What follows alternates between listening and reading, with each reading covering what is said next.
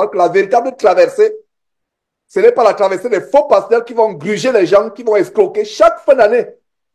C'est là où ils font leur budget. Le budget, en fait, ils vont gruger pour remplir les caisses de leurs églises épiceries. Et en passant, la traversée, c'est un concept franc-maçonnique, c'est un concept Illuminati, c'est un concept de la cabale juive, c'est un concept de la magie, tout simplement. La traversée.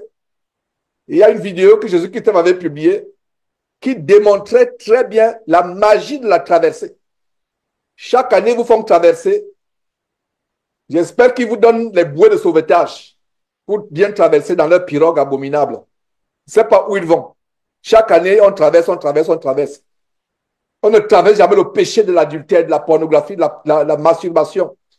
On ne traverse jamais le péché du vol. On ne traverse jamais. Mais on traverse, on ne sait pas où ils vont. Mais ils vous font traverser dans un univers d'envoûtement, dans un univers d'ensorcellement.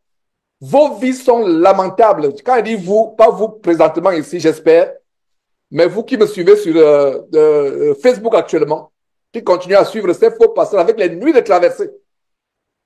Je pense qu'il serait mieux, frères qui travaillaient à la publication, qu'on publie encore les vidéos sur la traversée, qu'on publie ces vidéos sur la traversée. On ne sait pas où ils vont. C'est un concept, la traversée, c'est un concept satanique. Si tu vois, tu as un pasteur qui organise la traversée, fuis-le comme la mort. Fuis-le. Il y a certains qui font le suivisme. Il y a certains qui veulent faire comme les autres. Montrez-moi dans quel verset il y a le concept de traversée. C'est pour ça que vous devez lire vos Bibles et ne pas vous attacher à ces fables, à ces inventions, à ces choses ingénieusement, habilement conçues. La Bible nous met en garde, l'apôtre Paul, inspiré par le Saint-Esprit, nous mettait en garde contre les fables habilement conçues. Les fables habilement conçues. Donc, la traversée, la nuit de la traversée du 31 décembre au 1er janvier, c'est un des exemples des fables habilement conçues. Et ils sont inspirés par Satan.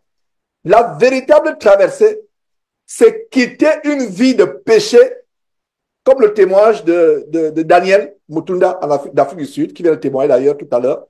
Son témoignage, c'est un exemple de la traversée que seul Jésus peut rendre disponible, Jésus-Christ peut rendre disponible. Il vous fait quitter le monde du péché pour vous faire traverser dans un domaine où vous êtes une nouvelle créature en Christ Jésus, dépouillé du vieil homme, libéré du péché, vivant dans la sainteté, dans une nouveauté de vie. Les choses anciennes étant passées, tout devient nouveau. Une nouvelle manière de penser, une nouvelle manière de parler, une nouvelle manière d'agir, de réagir, de vous comporter dans la sainteté, dans la sanctification. Voilà la véritable traversée qui s'opère sur terre pour un chrétien. Et la plus grande traversée à venir, c'est quand le Seigneur Jésus, lui-même qui a traversé les cieux. L'un des mots de traverser dans la Bible, c'est que Jésus a traversé les cieux. Est-ce que vous voyez? Donc votre frère Jean, je ne l'invente pas. Il y a un verset qui dit que Jésus a traversé les cieux. Il a traversé. Donc voilà la véritable traversée qu'on va opérer en Christ Jésus. Parce que quand nous sommes en Christ, nous sommes morts avec lui, nous sommes ensevelis avec lui, nous sommes ressuscités avec lui, nous montons avec lui au ciel quand il va revenir, nous traversons les cieux avec lui pour s'asseoir dans la place de repos, de joie éternelle. Voilà la traversée. Voilà la doctrine biblique de la traversée. Pourquoi les chrétiens aiment ce qui est compliqué? Pourquoi les chrétiens aiment le mystère? Oh, la nuit de la traversée. Ils ne savent pas ce que c'est traversée parce qu'ils ne lisent pas leur Bible pour savoir que la seule traversée, c'est celle de Jésus qui a traversé le ciel. Et pour que nous fassions partie de cette traversée, il faudrait que nous traversions, c'est-à-dire que par le pont, c'est la croix de Golgotha. On passe par la croix, par la repentance qui s'opère par traverser par la croix.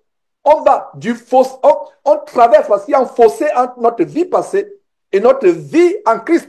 Voilà, traverser d'abord sur terre et maintenant qui va se réaliser comme la traversée de Jésus qui a traversé le ciel.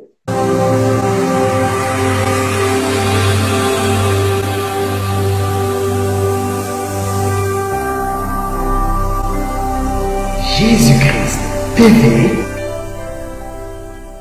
connaîtrez la vérité et la vérité vous affranchira.